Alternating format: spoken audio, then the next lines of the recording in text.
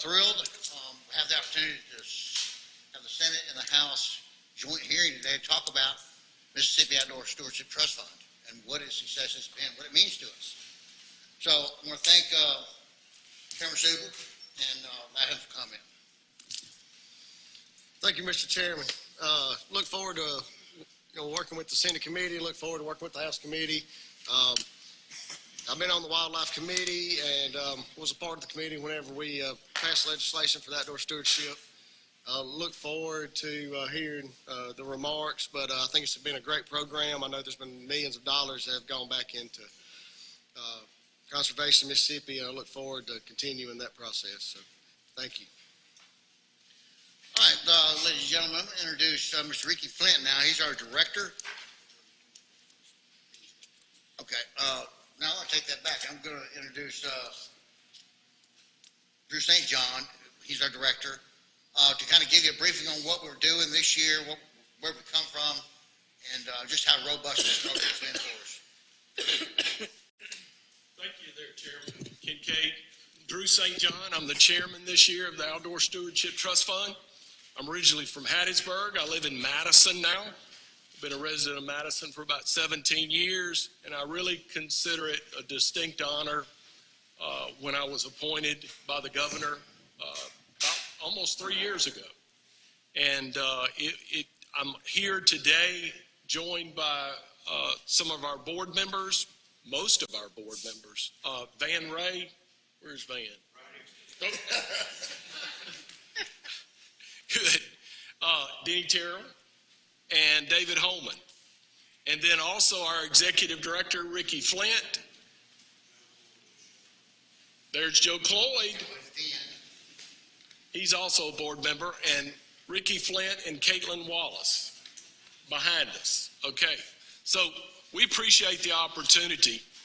Our group is very fortunate that there was a bill that went through the legislature about this time 3 years ago, and it was a well-written and well-thought-out bill that put together, which was House Bill 606, passed in 2022.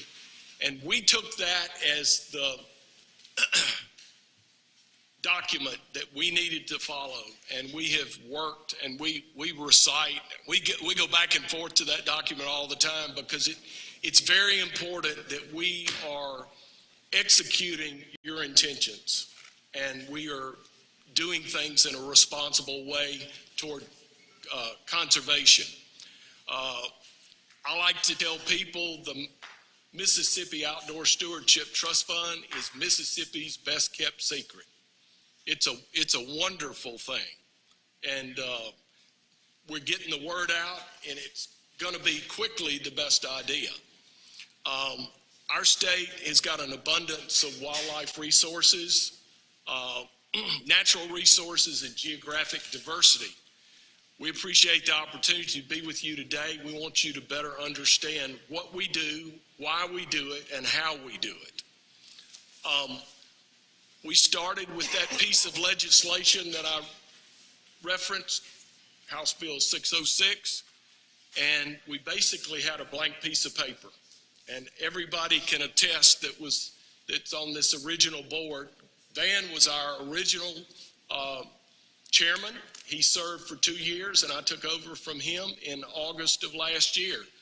We couldn't have gotten there without his leadership, and we do appreciate everything you did, Van.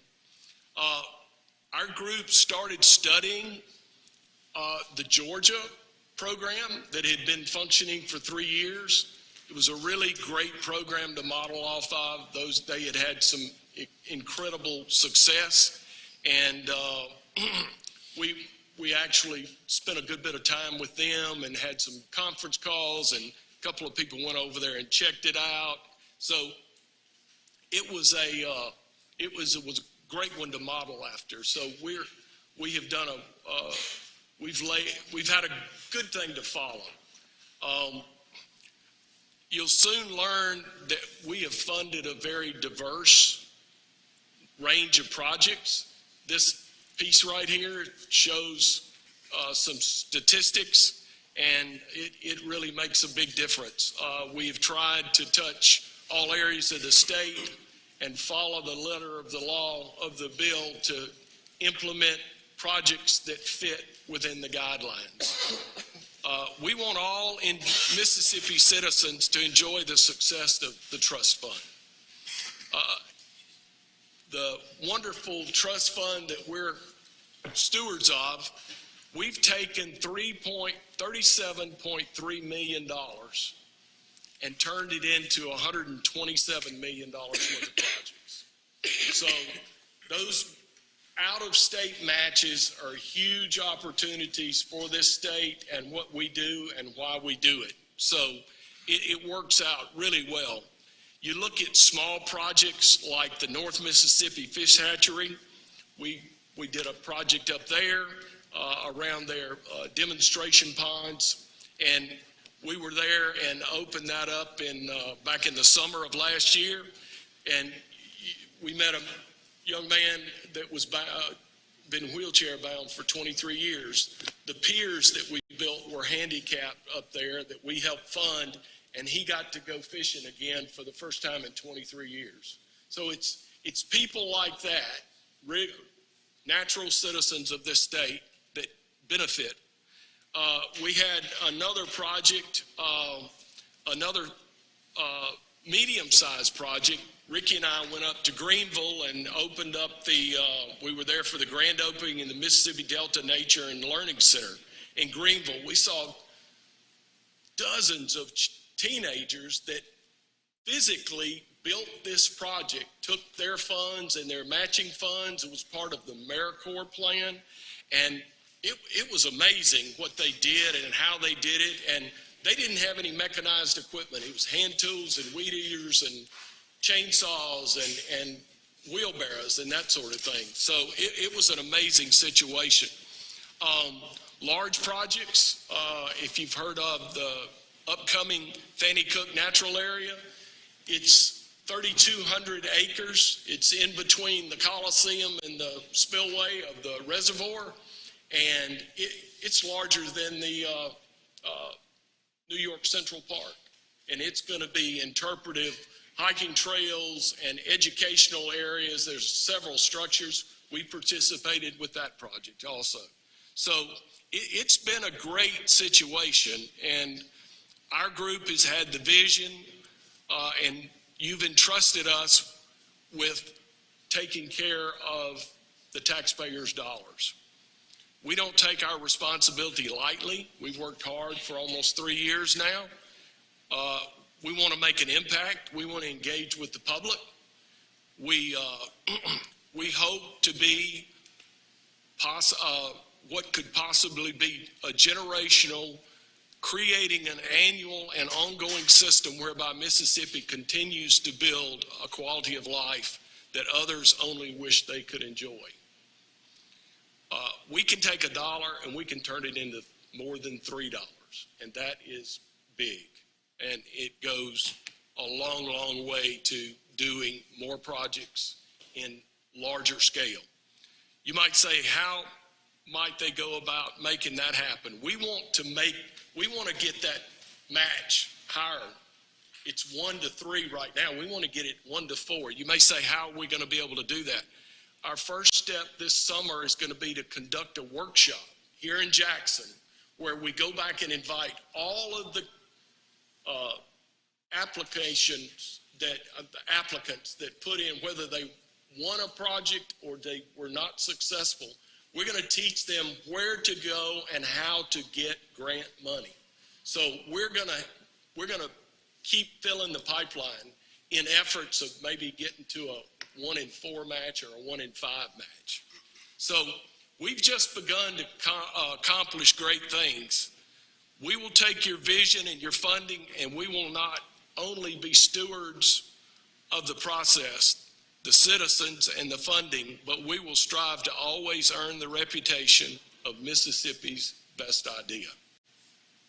I'd like to turn it over to Ricky Flint, our Executive Director.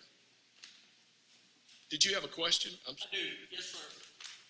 And everybody sitting at this table should have the same question. How do I get something in Prentice Hall for the Fishman County? I said city up there. You gotta ask for it, brother. You have a landowner that wants to partner with you, correct? Excuse me? You would have to have a willing landowner to partner with you. The month, Appreciate landowner, whatever, Yeah. Somebody just they write a grant request in that district. Okay. They can get with a non-government organization to help them offer an application.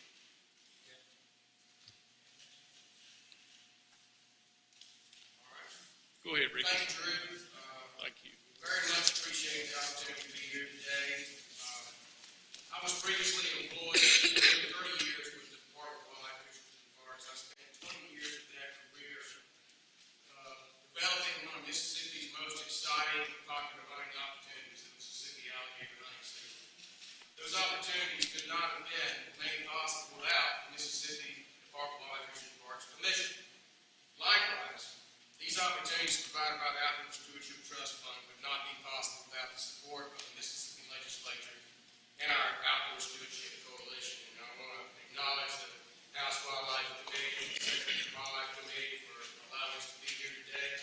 I should also recognize the vision and the efforts of the Outdoor Stewardship Coalition and their cooperation with the Mississippi Legislature for helping have the vision to get this started and actually bring it to fruition. Let me just introduce you a little bit about outdoor stewardship, how it works, where we've gone to. So the Outdoor Stewardship Act was passed by the 2022 legislature with an original appropriation of $10 million. There were additional appropriations in 2023 of $15 million and in 2024, $12 million. Since being established, outdoor stewardship has offered 3 separate project application cycles in January, February of 2023, and in October of 2023, and then most recently here in August and September 2024. As provided by the Outdoor Stewardship Trust Act, these funds are eligible to state agencies, municipalities, and non-governmental entities for the purpose of granting appropriated funds to promote and enhance wildlife and fisheries conservation and nature-based outdoor recreation with specific priorities. Those priorities have been incorporated into a formal set of 21 scoring criteria. Each project application is scored individually by each of our board members. Those scores are summarized into a list of projects along with their ranking. Those projects are presented to the board for consideration of funding based upon their rank and the available funds. Funded project entities are notified and we enter into an MOU, and they have 2 years from the reception of a notice to proceed to complete their project. Outdoor stewardship operates as a reimbursement program, and as such, the entity is required to have available funds on hand to cover the approved expenses up front prior to receiving reimbursement from the Outdoor Stewardship Trust Fund. The board accepts reimbursement requests for approvals monthly. Disbursement payments are typically electronically transferred within 5 to 10 days of the approval by the board. To date, we have received over 233 applications in these 3 application rounds. We received 104 in 2022, we received 70 in 2023, and most recently, 59 applications. We have funded a total of 79 projects, 20 in 2022, 32 in 23, and then 27 in 24. We added an additional project yesterday at our board meeting, so we now have 28. 30% of the project applications receive funding. Project funding ranges from anywhere right now around $8,700 to $2.7 million. As Drew mentioned, funding awards have totaled $37.3 million and matching funds of $86.4 million. Distribution of applicants. We've had 7 state agencies, 14 counties, 48 towns and cities, and 28 non-governmental organizations submit applications.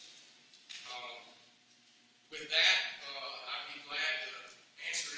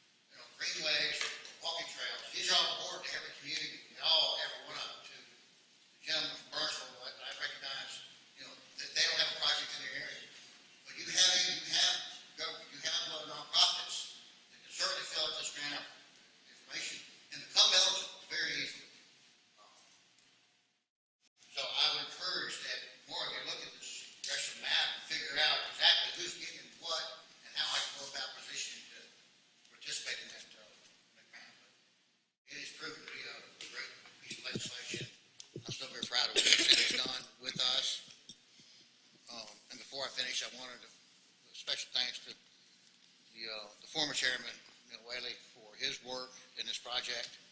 Thank you very much. I'll turn it over to you. If any of you have municipalities, counties, cities, towns, in your regions that are interested in submitting an application, welcome them to give us a phone call.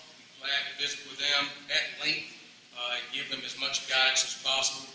And if you're thinking about that, in general, we plan to always start accepting applications in the next funding round starting in August and September, assuming that we get additional funds from the legislature this year, and then we would make funding announcements in the following January. But they can call us anytime, and we'll be glad to meet with them and give them all the technical guidance we can. Recognize him, just for being here. He's asking, are there any federal monies involved? Absolutely. Many of these applications and projects that have been funded involve federal matching funds. That is part of the scoring process. In the application, the applicant must identify their matching sources of funds and where they come from, how much it is, and also provide a commitment letter for those funds to be included. And that certainly does meet the priorities of the outdoor stewardship trust movement. That's one of the main reasons we're doing the workshop, the grants workshop, because a lot of these cities and counties are looking in different areas for, assistance doing a paving project and different things like that. Our type projects are going to be more conservation, wildlife, natural resources, and it's going to be in other areas like the USDA and different places like that. So that's why we want to help everyone look in the right places and make sure that they can get matches so they will be successful going through our process. Thank you. I did have one question. If someone's not selected in the current year, are they, for whatever reason, are they moved to the top maybe the next year, or is it kind of everybody reapplies? Basically, they reapply. What we found is that with an entity that submits an application, as the process goes along, they learn some things, how to improve their application. So to make it very clean, it's a new application because they can submit a new narrative and additional funds that may come from matching sources. I think we've had several that were unsuccessful come back around the next year and were successful. Yes. It's a learning process, even for us. And I did want to recognize a few other people, Ed Penny with Ducks Unlimited, Justin Brooks with the Nature Conservancy, and Ben Thompson, who represents the foundation. I mean, all these organizations have been very supportive of this program. So I want to make sure they got their recognition. Senator Seymour, you had a question? Yes, thank you, Mr. Chairman. Turn it on. Up top. Up there to the top. Up top. Thank you, Mr. Chairman. What of the last 3 years of our program being started, and what is the amount of or percent of administrative fees that we have paid out on these projects? Administrative fees of the projects. Yeah, total, just round number. So $37.3 million has been obligated to projects. Is there a breakout of administrative fees versus the actual project itself, or? Okay, so as per the Outdoor Stewardship Act, 2% of the appropriations goes to administration of the program. Yes, We cannot spend more than 2%.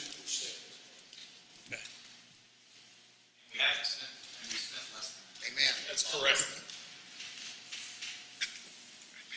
Thank you, Mr. Chairman. I noticed there was 5 private landowner management assistance programs.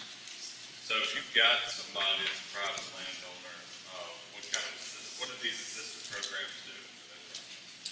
Well, I'll give you at least a couple of examples. One, we have through the Mississippi Forestry Association. They are creating a portal that is available to all landowners to assist them with management of their properties.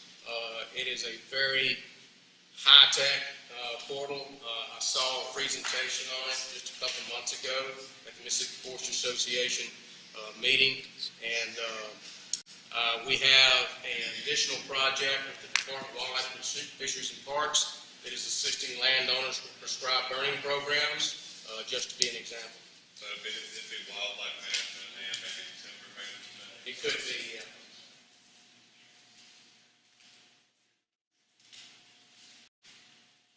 Public has access to it.